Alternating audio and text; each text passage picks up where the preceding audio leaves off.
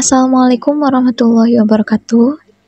Ibu Dewi Aryani, selaku dosen pengampu mata kuliah administrasi pendidikan yang saya hormati, serta teman-teman kelas TBIC yang berbahagia.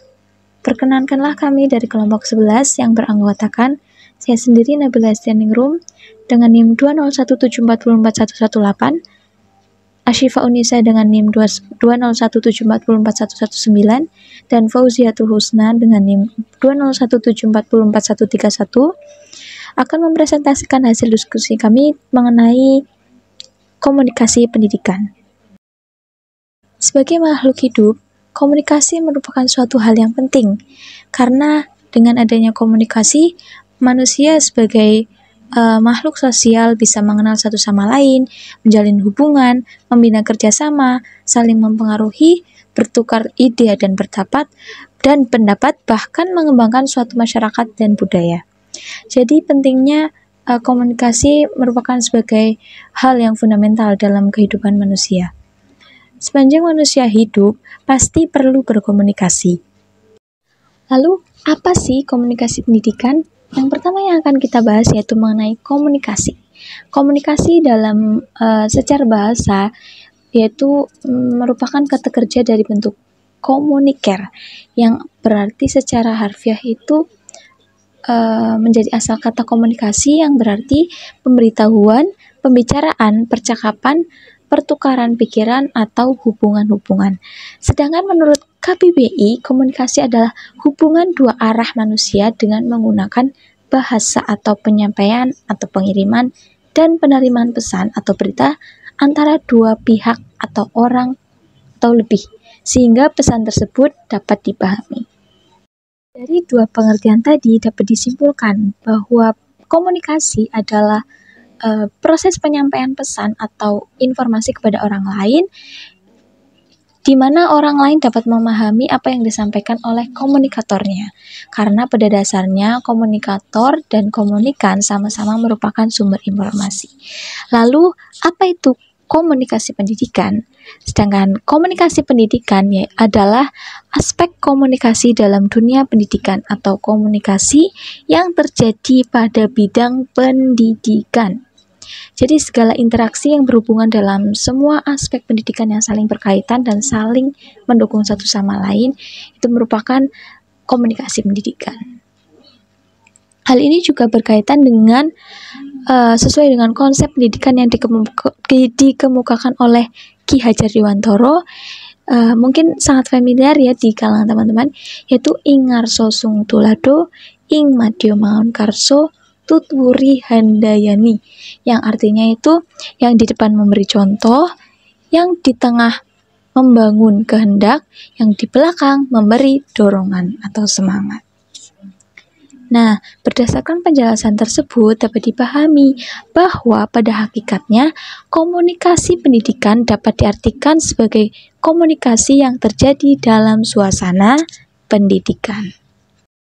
Selanjutnya, seperti halnya yang tadi sudah disampaikan, bahwa dalam pendidikan itu tidak terlepas dari yang namanya komunikasi, di mana dalam suatu pendidikan itu ada hubungan antara pendidik dengan pendidik, pendidik dengan peserta didik, ataupun sesama peserta didik.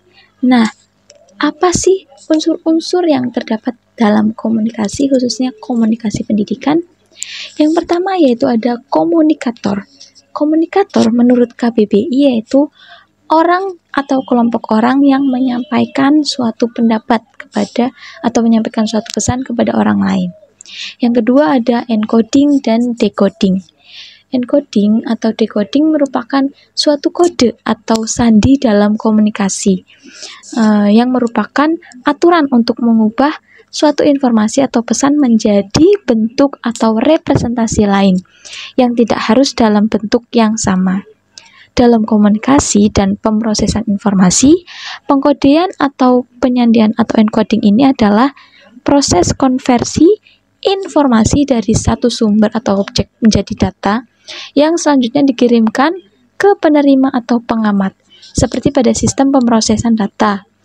Pengawakodean atau pengawasandian atau decoding adalah proses kebalikannya, yaitu konversi data yang telah dikirimkan oleh sumber menjadi informasi yang dimengerti oleh penerima. Nah, unsur yang selanjutnya yaitu pesan atau message. Di dalam proses komunikasi, pesan dapat diartikan sebagai informasi atau sesuatu yang disampaikan pengirim atau sumber atau komunikator kepada penerima atau komunikan. Selanjutnya yaitu saluran atau media. Saluran komunikasi merupakan sarana untuk mengangkut atau memindahkan pesan dari pengirim kepada penerima.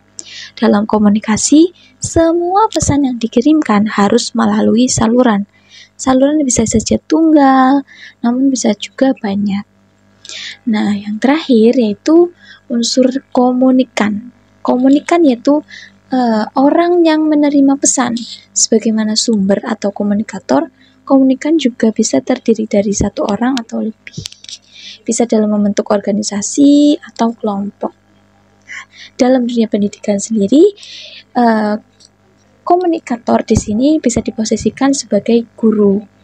Nah, sedangkan komunikan sendiri itu diposisikan dengan siswa atau peserta didiknya. Sedangkan materi atau pembelajaran itu merupakan pesan atau message-nya, informasi yang disampaikannya. Sedangkan cara guru mengajar, cara guru menyampaikan itu termasuk dalam encoding dan decodingnya. Seperti itu. Baik, di sini ada fungsi informatif, yaitu fungsi yang berguna untuk memberikan keterangan, memberikan data atau fakta yang berguna bagi segala aspek kehidupan manusia. Dan untuk menyampaikan kepada siswa berupa dengan lisan. Fungsi edukatif itu adalah untuk mendidik masyarakat, mendidik setiap orang dalam menuju pencapaian kedewasaan mandiri. Sebenarnya di sini banyak juga dengan mendengar atau membaca dan berkomunikasi. Yang ketiga adalah fungsi persuasif. Apa sih fungsi persuasif itu? Fungsi persuasif adalah komunikasi yang membujuk orang lain siswa dapat berperilaku sesuai dengan kehendak yang diinginkan oleh komunikator atau guru. Baik. Setelah itu adalah faktor yang faktor yang mempengaruhi komunikasi pendidikan. Ada keterampilan guru, ada sikap guru, dan pengetahuan guru. Di sini keterampilan guru itu apa sih? Sebagai pengirim informasi, sebagai penyampai materi. Sedangkan sikap guru adalah sikap guru itu harus mampu memahami siswa. Seperti pesan-pesan harus diterima oleh siswa dan agar tidak ada kesalahpaham untuk siswa. Guru mampu bersikap meyakinkan receiver atau siswa terhadap pesan yang diberikan kepadanya. Dan ketiga adalah pengetahuan guru. Guru harus mempunyai wawasan yang luas agar dapat menyampaikan materi dengan jelas dan luas. Dan yang terakhir adalah media yang digunakan oleh guru. Medianya apa nih? Bisa dengan PPT atau dengan Word atau medianya yang lain-lain. Sedangkan ada lagi di sini keterampilan receiver. Keterampilan peserta didik itu dapat dengan mendengarkan dengan baik, membaca pesan yang sangat penting, pesan yang diberikan oleh guru. Dan sikap receiver, sikapnya itu bisa dengan misalnya dengan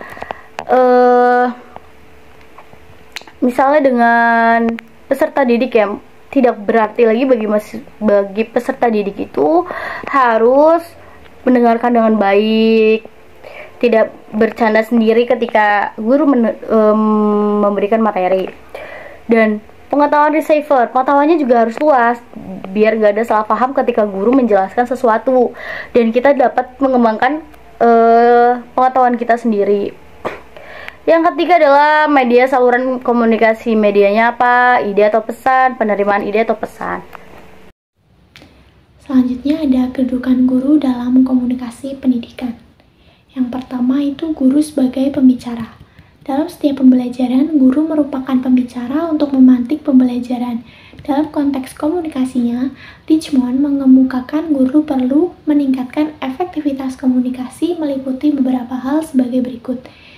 Yang pertama, waktu yang tersedia harus dialokasikan untuk penyampaian materi utama. Waktu juga perlu dibagi untuk pengulangan materi dengan berbagai tanya jawab. Guru memberikan contoh dan bila dibutuhkan perlu diisi dengan selingan humor. Yang kedua, siswa dibantu oleh guru dalam memahami dan mencatat pokok materi dalam pembelajaran. Hal ini didahului dengan penyajian materi dengan cara yang membuat siswa lebih mudah memahami, misalnya penyajian poin-poin penting, gambar dan bagan materi pembelajaran. Lalu yang ketiga itu ada penyampaian ceramah oleh guru dilakukan dengan suasana keakraban. Selanjutnya, kedudukan guru yaitu sebagai moderator. Dalam situasi tertentu dalam pembelajaran, guru harus menjadi pendengar yang baik bagi dinamika forum siswa, sehingga komunikasi antar siswa dapat lebih hidup melalui tukar pendapat secara sederhana. Lalu yang ketiga itu ada guru sebagai pembimbing. Dalam pembelajaran yang menekankan aspek psikomotor, guru berperan menjadi pembimbing. Ketika membelajarkan kemampuan psikomotoris, guru memfasilitasi siswa harus berlatih sampai siswa benar-benar menguasai keterampilan tersebut. Guru harus berpandai-pandai dalam membuat variasi latihan sehingga siswa tidak merasa bosan. Lalu, kedudukan guru sebagai manajer. Guru sebagai pengelola atau manajer atau organisator dalam pembelajaran. Dalam peranannya ini, guru memiliki tugas dan kewajiban untuk mengelola pembelajaran dengan baik. Pengelolaan dimulai dari perencanaan, pelaksanaan termasuk juga melakukan evaluasi agar terorganisir dengan baik. Pengelolaan pembelajaran ini akan membawa proses pembelajaran terlaksana dengan lancar yang dapat memudahkan dalam komunikasi pencapaian tujuan pembelajaran. Berdasarkan uraian-uraian sebelumnya, maka dapat diambil kesimpulan bahwa pendidikan dapat berhasil jika didukung dengan komunikasi yang efektif. Proses komunikasi dalam pendidikan terbangun melalui komunikator dengan komunikan. Guru sebagai salah satu komunikator dalam komunikasi sangat menentukan keberhasilan pembelajaran. Guru perlu memiliki kemampuan komunikasi yang mumpuni melalui pendalaman materi komunikasi pendidikan dengan mempelajari hakikat komunikasi pendidikan. Baik, itu saja yang dapat kami sampaikan. Kurang lebihnya mohon maaf. Terima kasih.